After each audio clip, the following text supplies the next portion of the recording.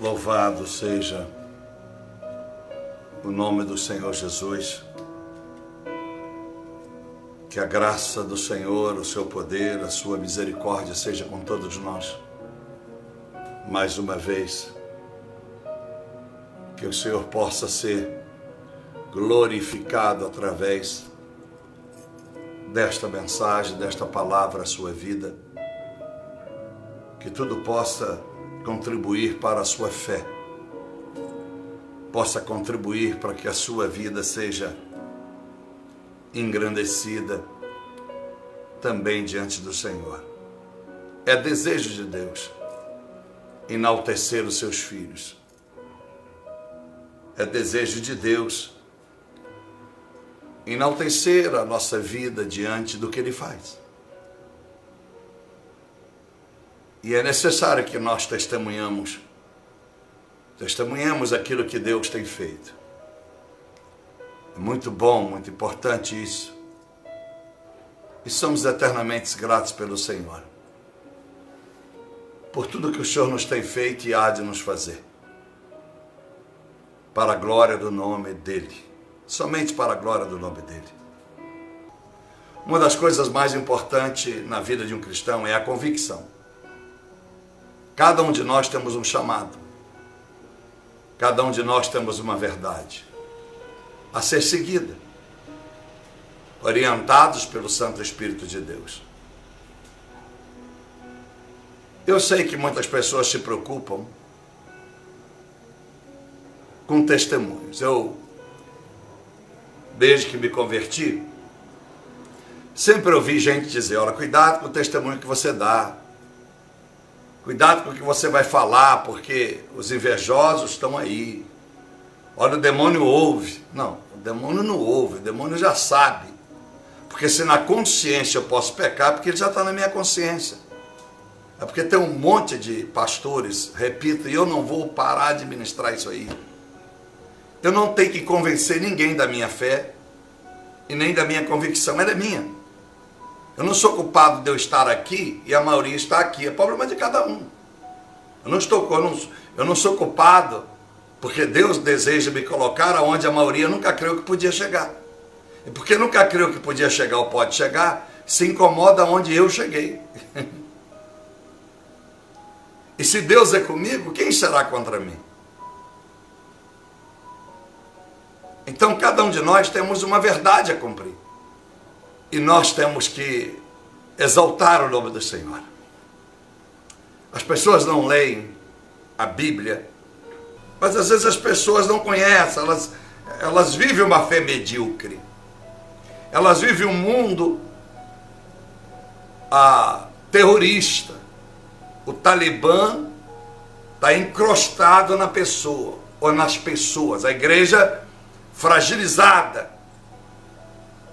Cabe a nós, que Deus tem nos abençoado, tomar as direções do Espírito Santo. Salmo 127, versículo 1. Se Deus não guardar a tua casa, em vão vigia o sentinela. Quem que é o sentinela? O anjo da guarda do Salmo 34, 7. Se Deus não te abençoar, se Deus não botar a mão, o anjo que está do teu lado, ele não pode fazer nada. Então, para que me preocupar? Eu não posso levar as pessoas à fé que Deus me levou. Eu não posso levar. Porque Deus pega na mão minha. E na minha mão minha eu não posso arrastar os outros. Porque se os outros têm desespero de anunciar o que Deus faz na sua vida, como é que ela pode chegar então aonde eu cheguei? Ou alguém está chegando, ou alguém já chegou. Meus amados irmãos, querem sinais para vocês hoje, inspirado por Deus. Ou você é, ou você não é. Pedro tinha a espada e João na bainha para descascar laranja, para matar animais, para descamar peixe, ou era para defender Jesus? Hello, seus desavisados. Não é para todos que eu estou pregando, mas eu estou deixando gravado para ajudar as pessoas que não têm fé, que a vida é medíocre. Quando Deus mandou Pedro voltar a espada na bainha, podia ter mandado jogue fora. Jesus já sabia que aquela espada estava lá. Tem que ser usada no momento certo. É por isso que Jesus, já na hora de ser ascendido para os céus, em Betânia, disse: agora, tomai a vossa espada. Não é a palavra de Deus, não, irmão. Pelo amor de Deus, vamos estudar. Agora, eu sei que o estudo, o seu Espírito Santo, faz a pessoa, desculpa a expressão, imbecil. Porque elas não entendem. Então é como se alguém dissesse: pastor, eu quero falar com o senhor hebraico. Você sabe? Não, então eu quero falar hebraico com você. Só para te dar ibope. Pastor, vamos falar inglês. Você sabe falar inglês? Não, então eu vou falar inglês com você. Para dar ibope para você. Para as pessoas. Então, meus amados irmãos, o diabo precisa ouvir e saber que tem homens e mulheres que não vivem uma fé contemporânea. O que Deus está fazendo na minha vida é promessa. E eu tenho que testemunhar. Agrade ou não. Traga inveja ou não. Isso é problema de cada um. Porque a inveja é o sintoma dos incompetentes. Eu não tenho nada a ver. Inveja não pega em mim. Não importa as críticas. Eu não vivo pelas críticas, como também não vivo pelos elogios. Eu vivo pela minha fé. E acabou. E acabou. É desta forma. Então, a vocês desavisados, aos preconceituosos quanto à prosperidade de Deus, porque eu não oro por prosperidade, eu não faço campanha para prosperidade, mas eu dou 90% do que eu ganho para Deus, e talvez isso incomoda muita gente. E isso faz com que as pessoas se sintam frustradas e queiram impedir que Deus manifeste a sua glória através de homens como eu, que tem coragem de dizer o que Deus está fazendo. E vai fazer. Vou ser a mesma pessoa. Vou comer com meus africanozinhos, minhas criancinhas, com meus indígenas com a mão, na Índia, não vou perder. Vou andar de bonezinho, vou andar de calça jeans, vou botar meu chinelinho, sem nenhum problema. Mas também vou continuar brabo. Faz parte da personalidade. Pedro era brabo, Paulo era brabo, Moisés era brabo. Não, Moisés era manso. Vai estudar um pouco de hebraico para você entender por que chamam Moisés de manso. Mansidão, meu irmão e minha irmã, pelo amor de Deus. Na Bíblia quer dizer obediente, uma pessoa dominável, que é dominada pelo Espírito de Deus. Manso. Não quer dizer que fala baixo e que aceita qualquer um bater na cara dele. Não confunda o amor que ele tinha por Miriam e por Arão com mansidão, porque ele meteu a vara na pedra quando era só para dar ordem. Ele era um cara temperamental, sanguíneo. Moisés é sanguíneo, tanto que começa o seu ministério matando egípcios. Tem que ler Bíblia, né, meus irmãos? Capítulo 2, pelo amor de Deus, tem que ler Bíblia. E Jesus? Diz a Bíblia que nós, lá em 11:28, que a gente tem que ir até ele, porque ele é manso, né, de coração, manso, humilde. Quando precisou, ele pegou o chicote e desceu a lenha, o porrete, dentro do templo. E nunca falou educadamente, nem com Maria, nem com os discípulos, nem com seus irmãos e nem com ninguém. Quando precisou, o pau comeu. É porque as pessoas, é que eu digo hoje, por isso que eu amo a igreja digital. Porque eu não preciso ficar prestando conta a pastor que quer me dar cartilha para pregar. Dando continência à convenção, a qualquer um que acha que eu devo pregar na diretriz dele. E é por isso que Deus tem me honrado. É por isso. Porque eu sei o que eu passei. Então eu quero te dizer, de novo, Deus quer nos levar aonde levou os americanos. Os maiores bilionários cristãos foram americanos. E 2 ingleses que foram para os Estados Unidos criança. E os seus testemunhos eram dados de norte a sul, leste a oeste, na América e no mundo inteiro. Então, meus amados irmãos, não adianta dar o testemunho do Pablo quando ele morrer. Ah, porque o John Rockefeller foi, não. Vamos dar o testemunho enquanto é vivo. É dar o nome à Avenida Ayrton Senna. Pô, tinha que dar quando eu estava vivo, para ele passar na avenida. Falei, poxa, essa avenida tem meu nome. Depois o cara morreu, nem sabendo para onde ele foi. Então eu quero que você seja edificado com o meu testemunho. Edificado pelo meu testemunho. Que eu vou lhe provar biblicamente. É necessário que nós testemunhemos o que Deus tem feito na nossa vida, em todos os sentidos. Zaqueu não teve preconceito de dizer, vou dar metade da minha riqueza para os pobres. Anunciou. Se alguém ia assaltá-lo, não interessa, ele anunciou.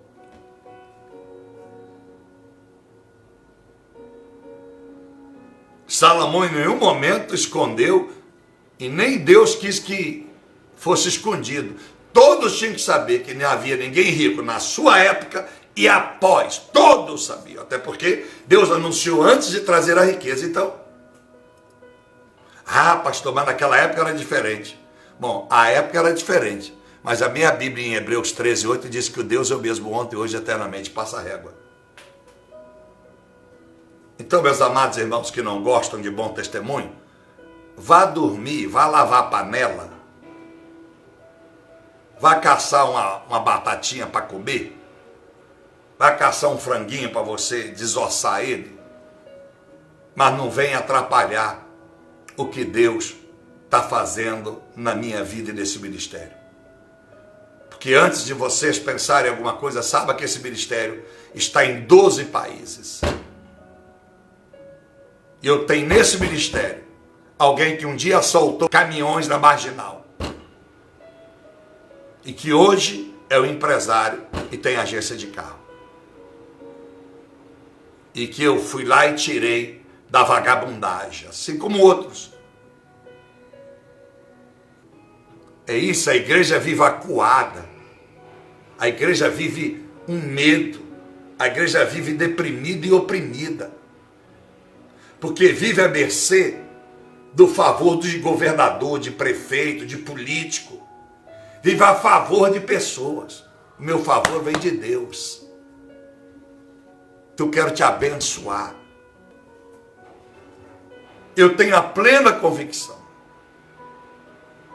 de que só jogam pedra em árvore boa.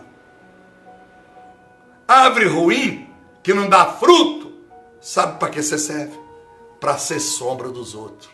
As pessoas, você só vai servir para alguém encostar em você. Só vai servir para a sombra dessas pessoas. Mas se você der fruto, pode ter certeza, nem vai querer subir em cima de você para arrancar teu fruto. Aí você tem duas, uma. Dizer, eu não quero ser mais árvore de fruto, não aguento mais.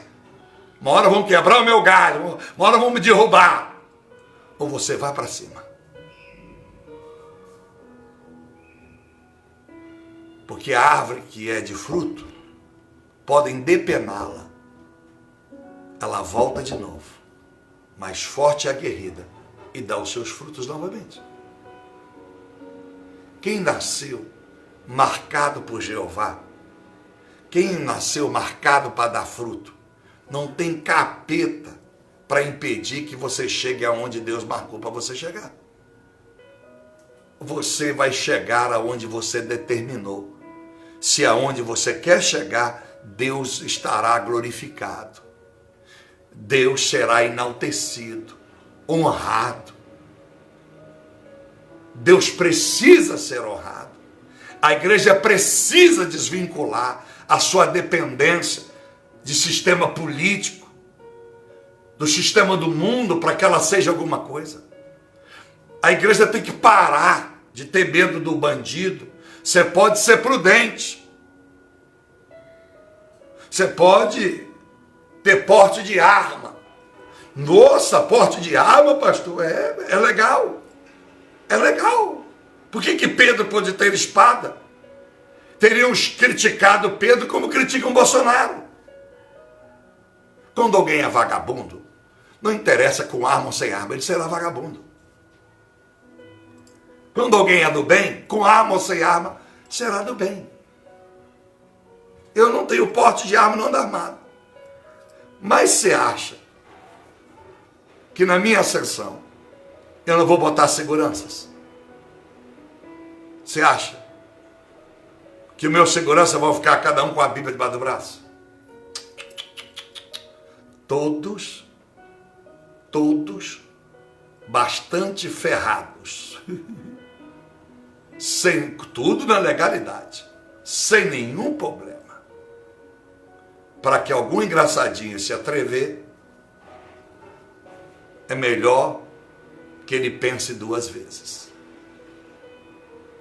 Então eu estou te ensinando aqui, não tenha medo de dizer o que Deus tem feito, porque o Satanás quer.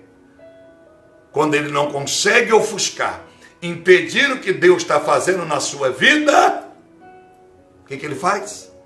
Ele faz você calar, porque ele não quer que ninguém saiba o que Deus está fazendo. Ah, mas o mundo pode.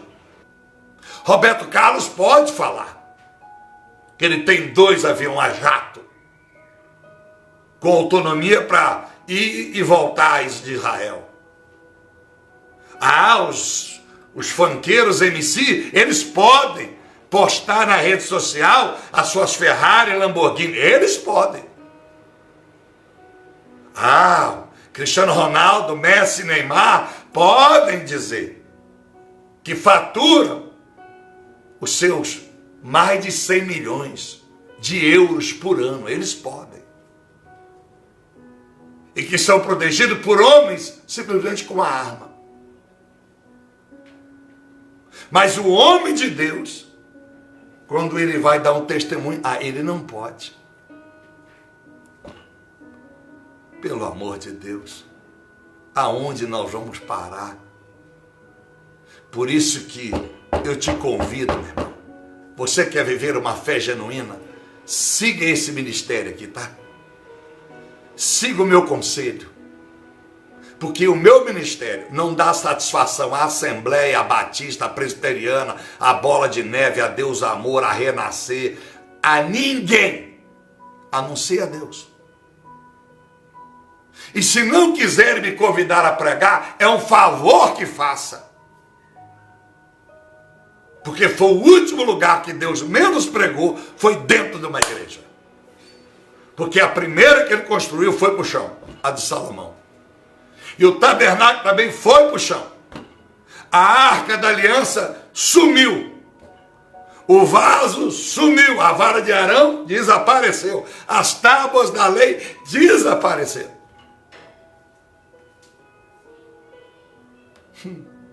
E o que existe hoje em Israel, metade da igreja ortodoxa, só fariseu. Um outro pedaço, dividir a igreja em 3. A igreja ortodoxa, islâmica, já imaginou? Islâmico.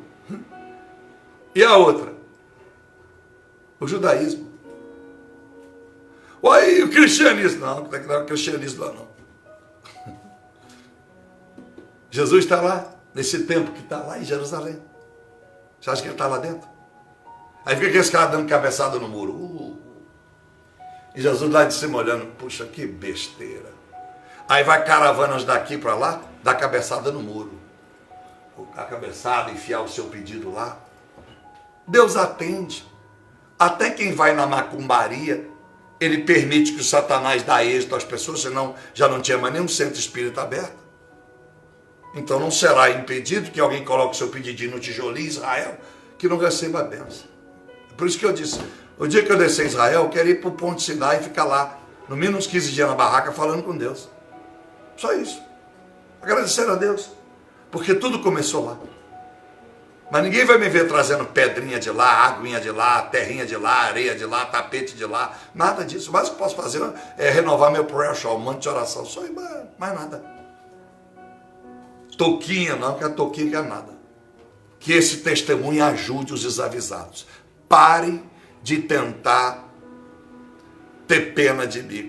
Ai, pastor, antes que eles vão te matar. Ai, pastor, muitos vão ficar com ódio de você, meu filho. Só lê as bem-aventuranças do capítulo 5 de Mateus. Bem-aventurados sois vós que caluniados, injuriados, derem mau testemunho, derem falso testemunho, mentirem contra vós. Aleluia! Vós sois perseguidos. Aleluia! O reino de Deus os pertence. Maravilha! Os piores inimigos nossos, o pior inimigo de Jesus, não foi os romanos, foi os seus patrícios, seus irmãos, que o rejeitaram, João 1, verso 11. Por isso que eu digo sempre aí, o meu problema não é com a igreja, o meu problema não é no mundo, o meu problema é na igreja, porque no mundo, todo mundo é gente boa. Ninguém mexe comigo. As mulheres do mundo não me cantam, mas dentro da igreja, meu Deus do céu, só Deus para segurar as pombageiras. Assim como também a senhora, a mulher de Deus aí, tá? Só mulher de Deus, gente boa. Eu sei que seu problema não é no mundo. Eu sei que seu problema, minha senhora, é dentro da igreja.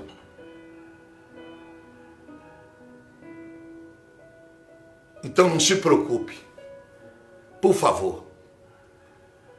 Para de ser frouxo e frouxa e bota a boca para Satanás saber que você não tem medo de dizer quem Deus é na tua vida. E se alguém não gostar do que Deus está fazendo, ore por eles e ame eles. Mas siga o meu conselho, se isso for bom para você. Agora, se você precisar, você vai ter na Bíblia todos os testemunhos dos homens prósperos e abençoados que Deus fez questão que estivesse anunciado aqui. Não, mas já anunciou porque já morreram.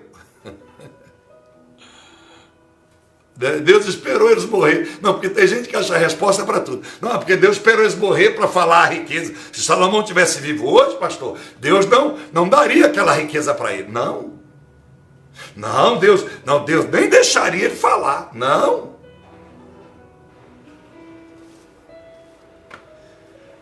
Eu quero ler Daniel, capítulo de número 4, versículo de número 27. Portanto, ó rei Nabucodonosor, aceita o meu conselho e desfaz os teus pecados pela justiça e as tuas iniquidades, usando de misericórdia para com os pobres, e talvez se prolongue a tua tranquilidade. Você vai entender porque eu vou ler versículos aqui isolados. Davi estava dando um cajado no cara mais cruel da sua geração. Nabucodonosor matava, mandava arrancar os olhos, como fez Joaquim, os seus filhos, matou na frente dele. E dele arrancou os olhos, com ferro quente. Cara ruim, cara mau. E esse cara sonhou com uma árvore que crescia e cortava, ficava só a cepa, né, um pedacinho, junto à raiz. E Daniel revela para ele o sonho e dá-lhe um cajado, como diz assim, ó, desfaz os teus pecados. Já pensou? Que coragem. Podia ter botado a cabeça morto ali. Capítulo de número 5, 17. Novo pepino. Cara, era o rei do abacaxi. Agora, Beltesazar, o filho de Nabucodonosor cruel, mais cruel ainda, porque Nabucodonosor vai converter. Não vai aguentar. Quando ele vê a coragem de Sedraque, Mesaque e Abednego, e a coragem de Daniel, ele não consegue, ele se converte, ele se rende. Aleluia. Quando chega agora Beltesazar, o filho de Nabucodonosor, pisa na bola, faz um grande banquete, uma festona. Nessa festona ele pega os utensílios, que era da casa de Deus, as taças de ouro, e bota na festa, enche de vinho, faz maior zombaria. Aí você sabe que vem uma mão e escreve na parede, com sangue. Louvado seja o nome do Senhor Jesus. E este homem, segundo a Bíblia Sagrada, Beltesazar, ao trazer tudo isso, ele vai ferir a Deus. Ele precisa de alguém para interpretar o que está acontecendo. No verso de número 5, o que esse dedo de um homem escrevendo na parede? Ele precisa ter a revelação. Beltesazar era pior do que o pai, enquanto o pai nem convertia. Aí lá vai Daniel, os sábios nenhum. A Bíblia disse que todos os sábios foram chamados. Verso 7 adiante. Ninguém sabia interpretar o sonho. Sonho não, aquele sinal que aconteceu dentro do palácio. Todo mundo bebendo na festa, ele olha assim para a parede e tem um dedo escrevendo com sangue. Aí quando ele sabe, alguém anuncia que tem um homem no meio dele chamado Daniel, que é muito sábio, que havia revelado os sonhos do pai. A Bíblia diz que Daniel é chamado e ele quer dar para Daniel. A Bíblia diz no versículo de número 16, ele quer dar para ele vestimentos de púrpura, que era de muita glória, só para mega bilionários, só aquilo era uma aparência, aquilo mostrava autoridade, favor do rei e muita riqueza. Quer dar para ele cadeia de ouro ao pescoço, um colar de ouro grosso, esse colarzinho, igual essa bugiganga aqui não. O negócio é uma corrente mesmo de ouro. E colocaria ele para ser o terceiro no reino. Quem mandaria, ele seria o terceiro a mandar. Sabe o que ele diz? Então responde Daniel, olha o segundo abacaxi. Na presença do rei, as tuas dádivas fiquem contigo e dá os teus presentes a outro. Todavia, lerei ao rei a escritura e lhe farei saber a interpretação.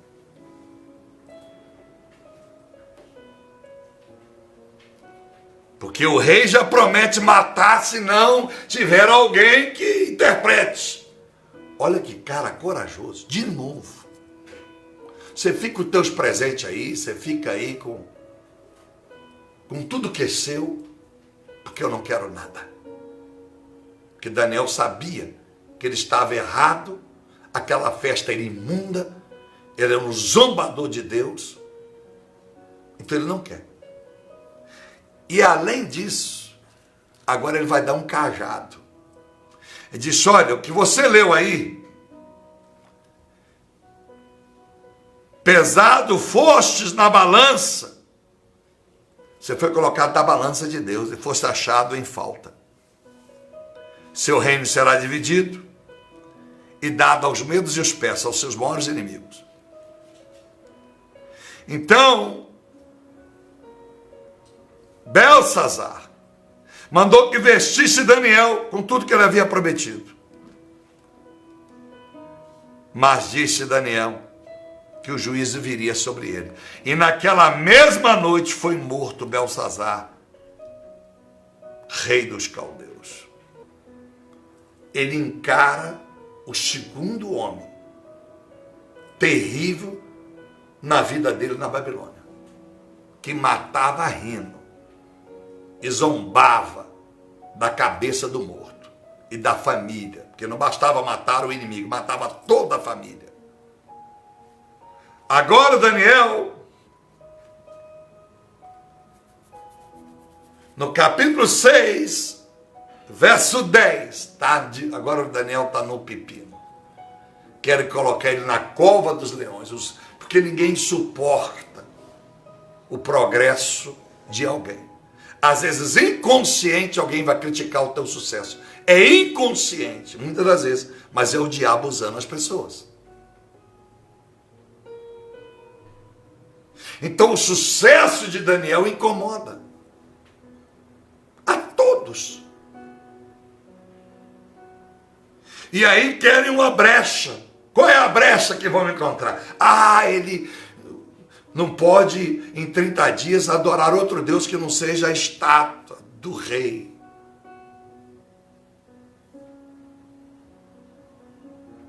Não pode adorar a outra a não ser o rei.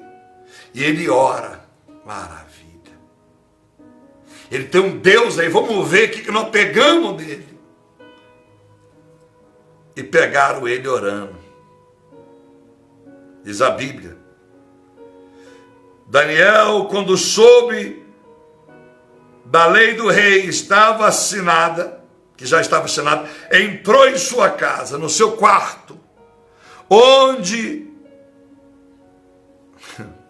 estavam abertas as janelas para o lado de Jerusalém. E 3 vezes no dia se punha de joelhos, orava e dava graças diante do seu Deus, como também antes costumava fazer.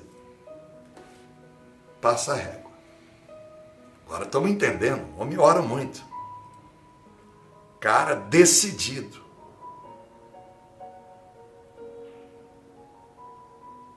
Jerusalém estava a mais ou menos 800 quilômetros da Babilônia.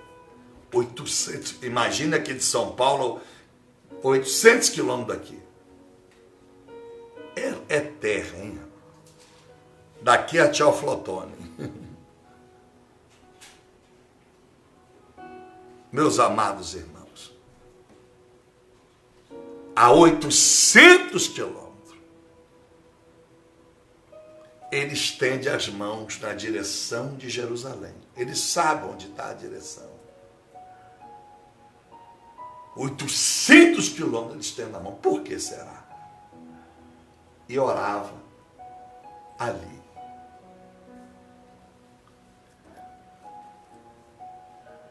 Esse homem vai ser colocado na caverna dos leões, na toca dos leões, mas nada vai acontecer.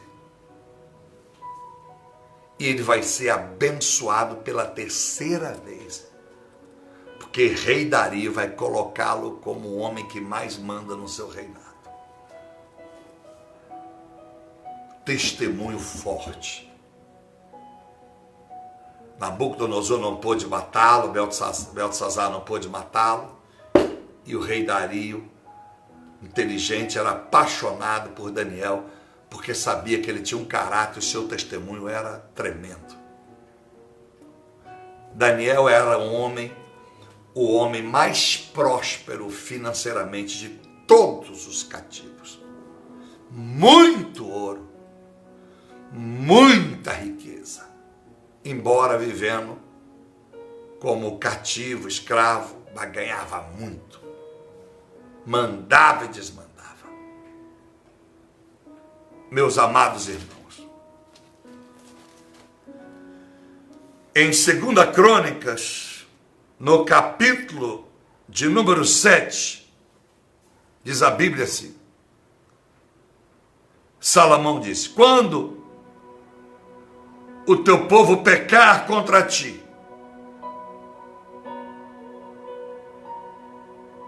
porque não há homem que não peque, e o Senhor indignar contra eles, estes pecadores, e entregar esses homens aos seus inimigos, para que os levem cativos à tua terra, longe ou perto. Olha o que Salomão está orando.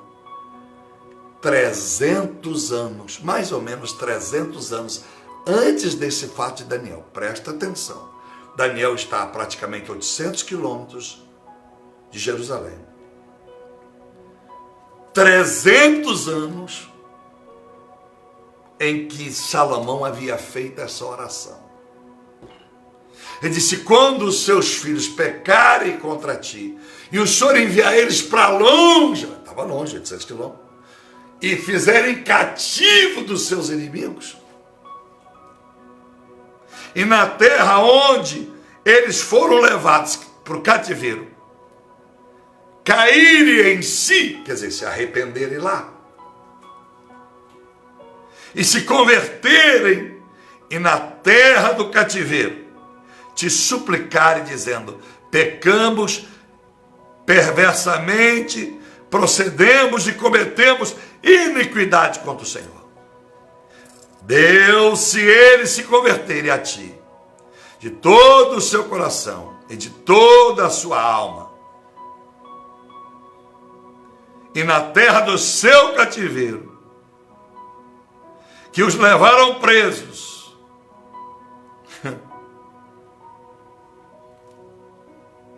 e orarem, voltados com as suas mãos estendidas para esta terra, que é desta seus pais, para esta cidade, que escolestes para com esta casa, que edifiquei o teu nome, ouve tu dos céus, do assento da tua habitação, a sua oração e as suas súplicas, e executa o seu direito, e perdoa o teu povo que houver pecado contra ti. Presta atenção. Olha o que Salomão ora. Se alguém pecar contra o Senhor e foram levados cativos para uma terra perto ou longe, e lá cair em si, reconhecerem que o cativeiro não foi porque o inimigo é forte, mas porque pecaram contra o Senhor, e pedirem perdão, se convertendo do seu pecado, e de lá estenderem as mãos e orarem em direção a esta casa, a esta cidade de Jerusalém, o Senhor os perdoa e os abençoa. O Senhor promete isso antes da inauguração do templo, que vai ser inaugurado logo no capítulo 7, versículo 1, em 2 Crônicas. Ele faz essa oração. Daniel sabia da oração.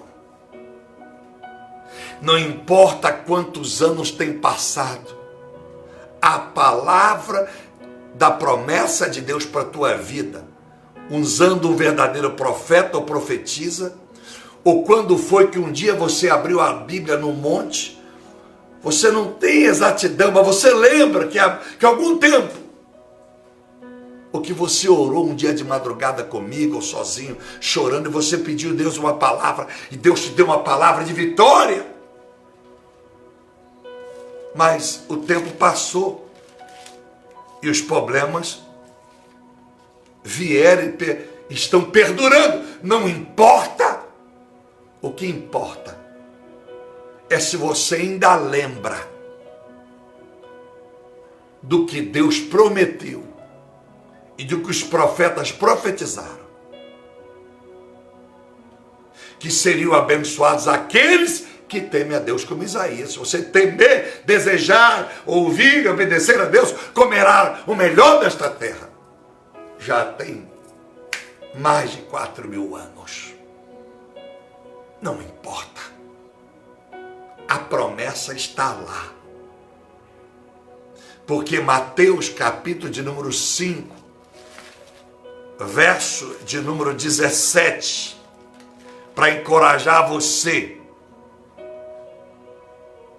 o Senhor disse: eu não vim para descumprir as escrituras, a lei, e nem desfazer dos profetas. Eu não vim para destruí-los, mas para cumprir tudo o que eles disseram. Verso 18. Em verdade vos digo que até que o céu e a terra passem, nem um jota ou um tio se omitirá da lei, sem que tudo seja cumprido.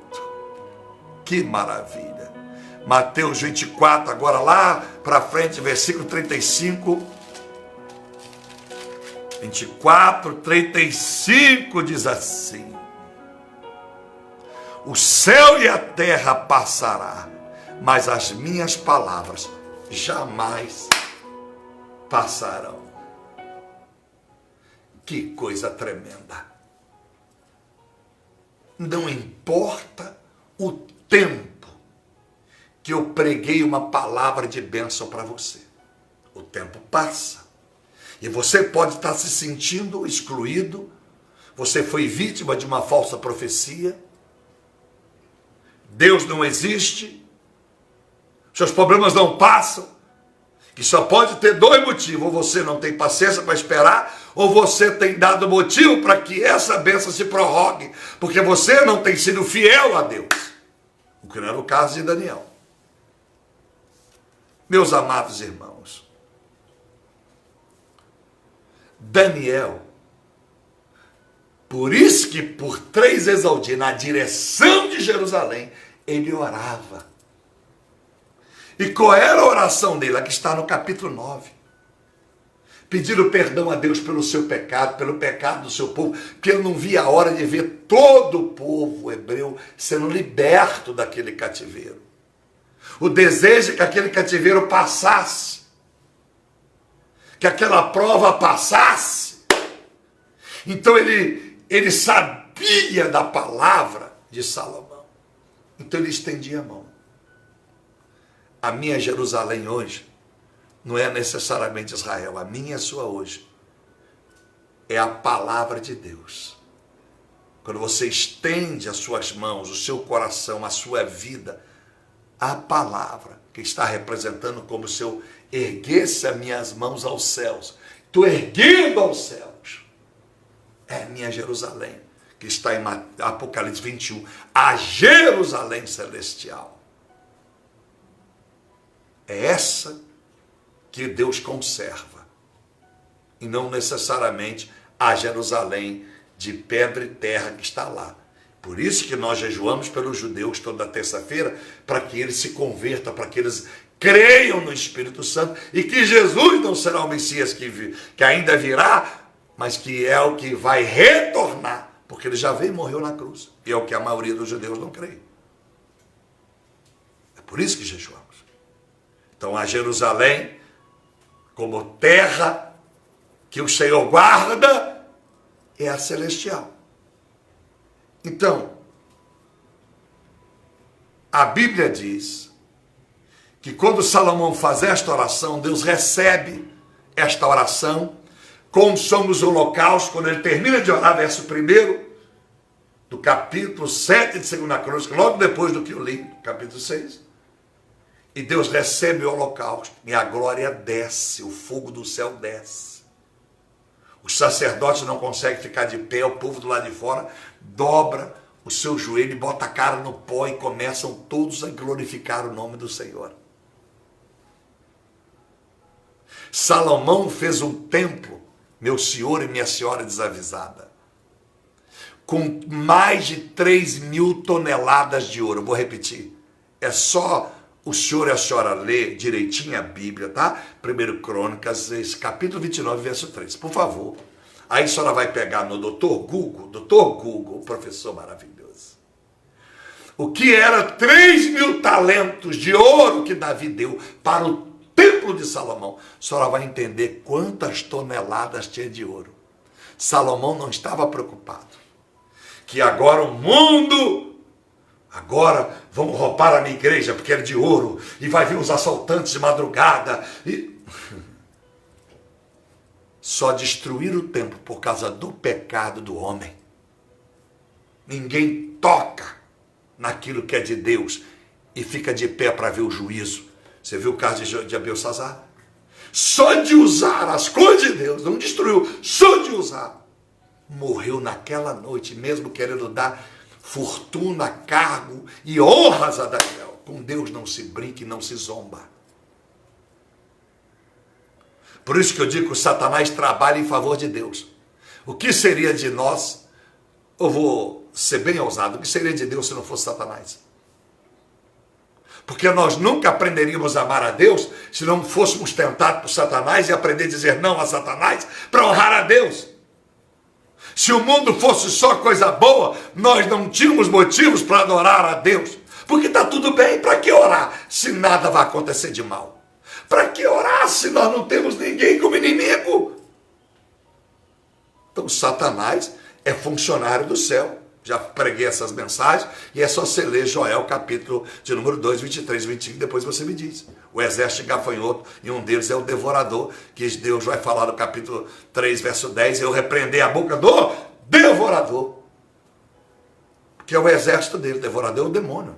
É o exército dele. Aí você liga Joel 2, 23 a 25, com Malaquias 3, não é que é verdade, pastor? Eu nunca li isso, ninguém me ensinou isso. Pois é, eu estou te ensinando.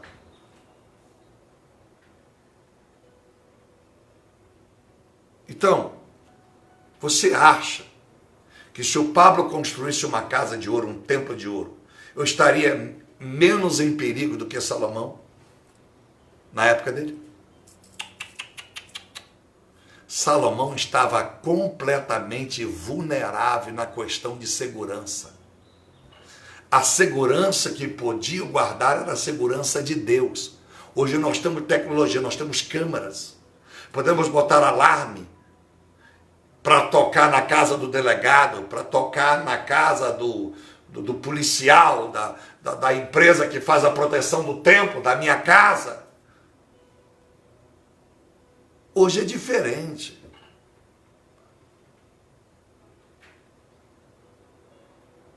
A mesma fragilidade de ontem é de hoje. Mas o mesmo poder que guardava ontem é o que guarda hoje e por todo sempre os ungidos do Senhor. Eu te pergunto, Zaqueu com tanta riqueza, porque ele deu metade da riqueza dele, quando ainda continuou rico. Deu 4 vezes a todos que ele defraudou. O cara defraudou a cidade inteira. Ainda continuou rico. Eu te pergunto, da onde ele tirou esse dinheiro para dar para os pobres? Existia Banco Central. Existiam os cofres que existem hoje, dos bancos, né, para guardar o dinheiro. Aonde você acha que Zaqueu guardou o dinheiro dele? Aonde você acha? No banco?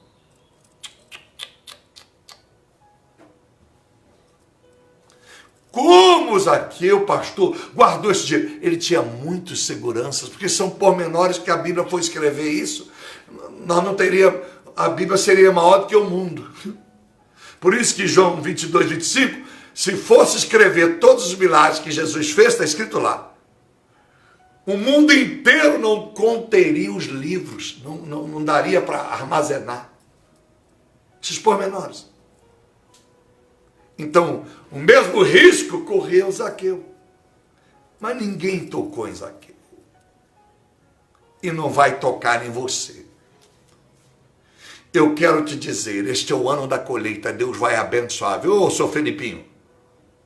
Dona Lília, se quiser. André, que está aqui, se quiser. E vocês que têm sido fiel, é o ano da mudança. O Jack não deve estar aí, a mãe está aí, ele não deve estar aí.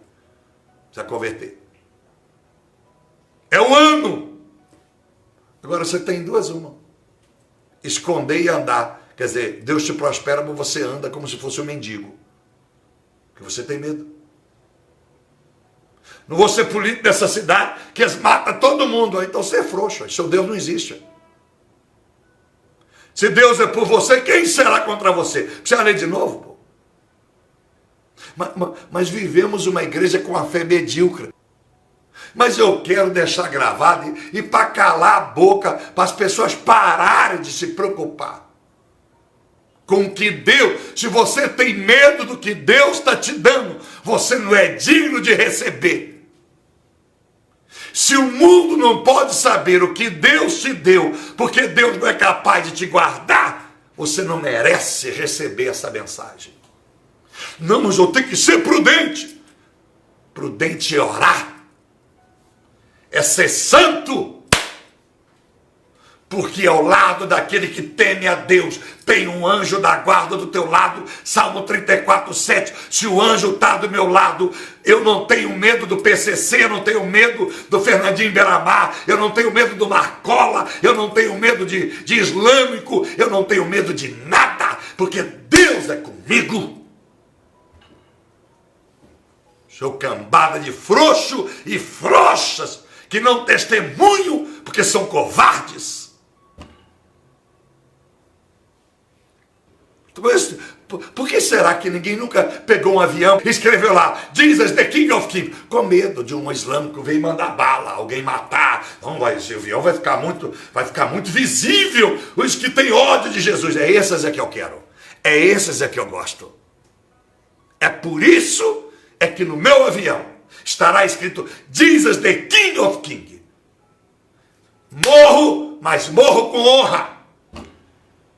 Pode explodir o avião, mas não explode a minha fé. Pode matar o meu corpo, mas não pode tirar a minha alma. Estou profetizando para aqueles que estão tomando posse desta palavra de fé, que você vai orar estendendo as suas mãos para onde Jerusalém está, a palavra e os céus, e arrependido dos seus erros, Deus te fará abençoado, exaltado, enaltecido, e te colocará à mesa dos príncipes, porque é promessa do Senhor. Então, meus amados irmãos, quando o templo é inaugurado, Deus então aparece a Salomão e fala: Salomão, quem está falando comigo? O Senhor, o seu Deus. Você estava orando aí, ó. Acabou a festa, já inaugurou, acabou?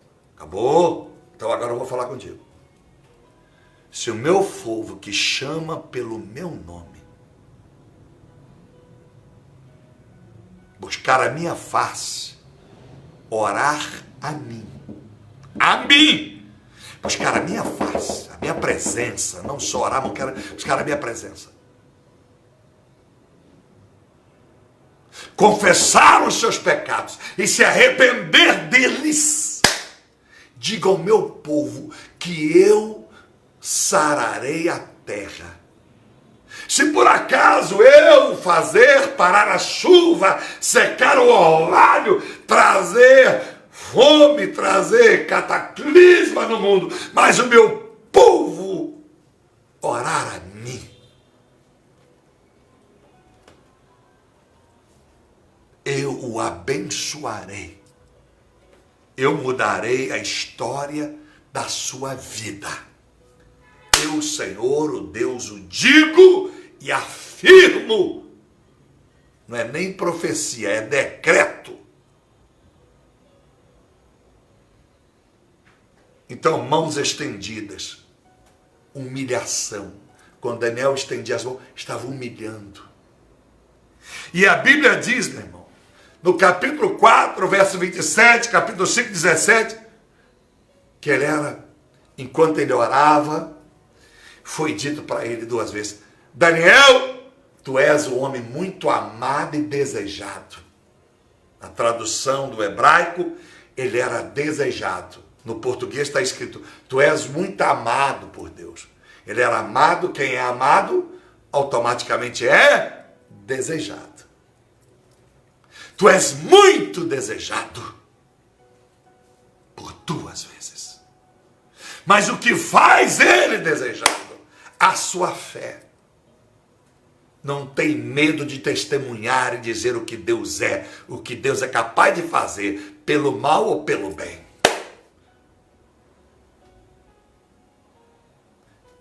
Quando ele estendia as suas mãos, quando você estende as suas mãos, é como numa guerra. Estou me rendendo. Humilhação. Deus disse: estendeu a mão, então você se humilhou. Orava 3 vezes ao dia, reconhecendo a sua limitação. Confessava o seu pecado. Várias vezes, capítulo 9. Consciência. Se arrependia. Daniel, nas suas orações, estava sempre se arrependendo. Convicção do que era. Se converteu dos seus pecados. Sabedoria. Meu Deus, daí chegou ao ponto de papai dizer: